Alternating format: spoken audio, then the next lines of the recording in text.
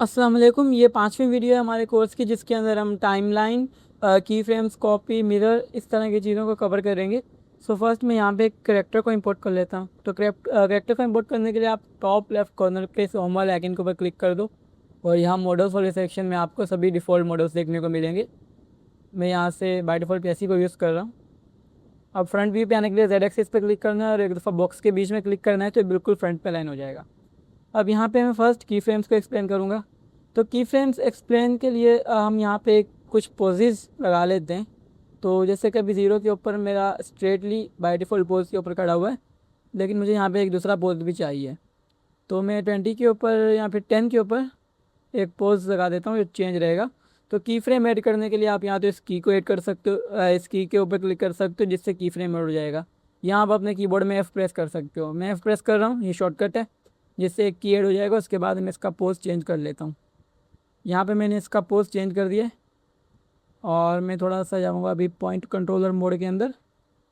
तो मैं यहाँ से इसकी जो आर्म्स हैं उसके भी पोज को चेंज कर लेता हूँ।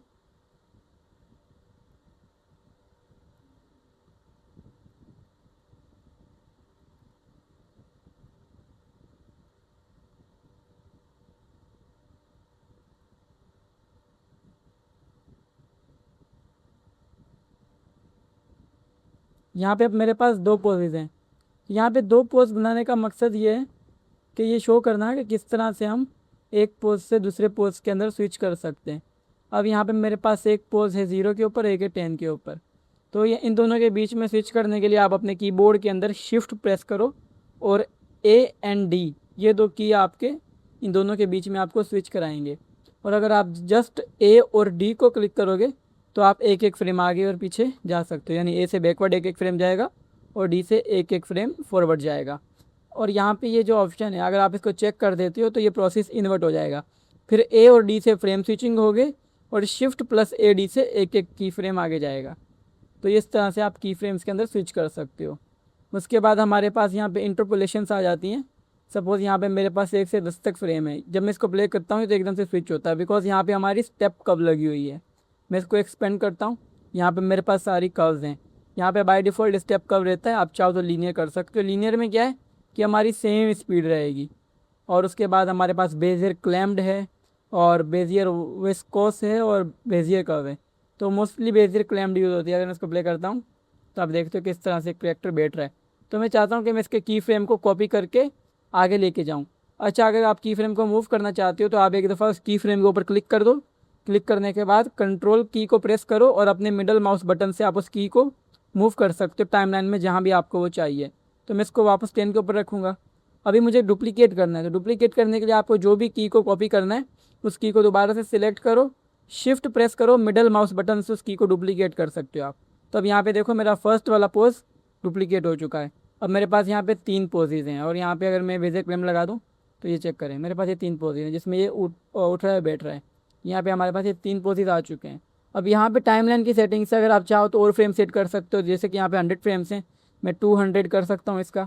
तो यहाँ पे अभी भी हमें एंड फ्रेम 100 दिख रहा है। तो इसको पूरा करने के लिए आप यहाँ पे इस वाले बटन के ऊपर क्लिक करके इसको इस तरह स्ट्रेच करोगे तो आपके मज़ीद फ्रेम्स आते जाएंगे और इससे कम भी कर सकते हो। और चीज़ इसमें, अगर आपने लास्ट फ्रेम 20 के ऊपर लगाया हुआ है तो आपको यहाँ पे 20 दिखेगा, ये ब्लू वाले बटन पे। अगर आपका लास्ट फ्रेम लेट से 42 के ऊपर है तो आपके यहाँ पे 42 दिखेगा। यानी यहाँ पे जो आपको नंबर दिखेगा ना, वो नंबर होगा जहाँ पे आपका लास्ट की फ्रेम लगा हुआ है। तो आप इसके ऊपर क्लिक करोगे तो ऑटोमेटिक ये आपके की फ्रेम्स को टाइमलाइन में फिट कर देगा। अब मेरे पास 3 की फ्रेम्स हैं जिसमें ये करेक्टर इस तरह से सिट डाउन कर रहा है। तो अब हम इसको करना चाहते हैं कि साइक्लिक हो जाए ये, मतलब ये चलता रहे लूप में। तो इसका लूप बनाने के लिए आप की फ्रेम्स के ऊपर इस तरह से ये ब्लैक चेकर बॉक्स को लेके आ जाओ और उसके बाद यहाँ पे इस ऑप्शन को एक्सपेंड करोगे तो आपको यहाँ पे ऑप्शन मिलेगा क्रिएट साइक्लिक। आप इसके ऊपर क्लिक कर दो और यहाँ पे आने के बाद आप इसको एक्सपेंड कर सकते हो जितना आपको चाहिए। सपोज़ मैं अभी इसको 100 तक लेके जा रहा हूँ। मेरे पास यहाँ पे 200 फ्रेम्स है तो मैं इसको 100 एनिमेशन का करता हूँ और मैं इसको 100 तक एक्सपेंड कर दूँगा। अगर मैं इसको प्ले करता हूँ तो आप देखो कि साइक्लिक में चलता ही जा रहा है। तो आप जितना चाहो इसको उतना लूप कर सकते हो। यहाँ पे हमारे पास ये एनिमेशन आ जाएगा और इस तरह से हमारे की फ्रेम काम करेंगे। तो अभी हमने देख लिया कि हम इसको मिरर के कॉपी किस तरह कर सकते हैं, मूव किस तरह से कर सकते हैं और साइक्लिक किस तरह से बना सकते हैं। अभी हम देख लेते हैं कि हम अपने पोजेस को मिरर किस तरह से करेंगे। सपोज़ अभी मैं यहाँ से क्या करता हूँ, एक नया सीन ले लेता हूँ। अभी हमारे पास न्यू सीन ओपन हो चुका है। अब यहाँ पे हम अपने फ्रेम्स को मिरर करना सीखेंगे। तो मिरर के लिए हमें फर्स्ट एक पोज चाहिए। तो मैं यहाँ से ऑटो पोज से पॉइंट कंट्रोलर मोड के अंदर चला जाता हूँ और यहाँ पे मैं एक पोज बना लेता हूँ जल्दी से, फिर हम उसको मिरर करना सीख लेंगे।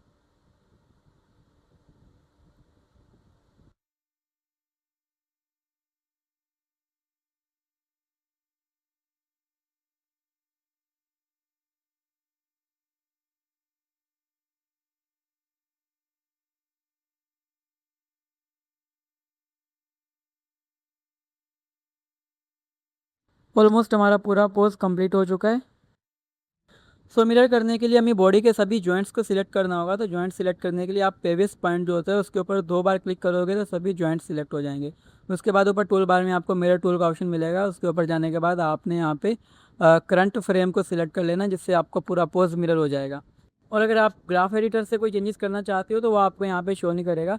तो ग्राफ एडिटर को शो करने के लिए आपने ऊपर अगेन टूल बार के ऊपर आपने जाना है विंडोज़ वाले सेक्शन के ऊपर, और वहाँ पे आपको ग्राफ एडिटर देखने को मिलेगा। ये इसको आप जैसे ही चेक करोगे तो आपकी स्क्रीन के ऊपर ग्राफ एडिटर आ जाएगा। तो आप इसके तरह ड्रैग करके फुल स्क्रीन में भी ला सकते हो जो भी चेंजेस करने हैं, और आप इसको यहाँ से कट करके मिनिमाइज़ भी कर सकते हो। बाकी की चीज़ें आगे की वीडियोज़ में कवर होती रहेंगी। तो मिलते हैं अगली वीडियो में।